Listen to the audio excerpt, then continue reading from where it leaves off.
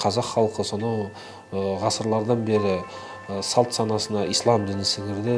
Сондықтан енді мұсылман елміз, ислам мемлекеті деп айтпаймыз, жалпы мұсылман елміз.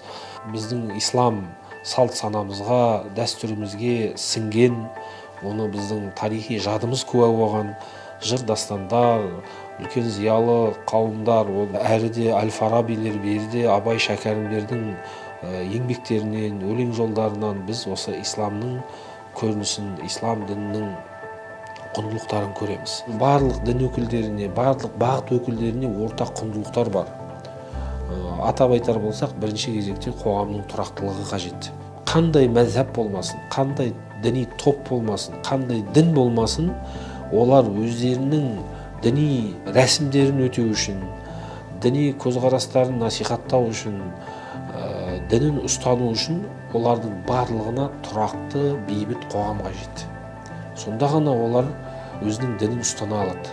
Біздің енді осы дін саласында діндар қауымның бірінші кезекте қара шаңырақ ол Қазақстан мұсылман діни басқармасы, мемлекеттік бағдарламалар болсын, Қазақстан мұсылман діни басқармасы барлығының бірінші кезекте мүддесі, мақсаты қоғамның тұрақтылығы. Тұрақты қоғамда ғана прогрессивті даму орын алады.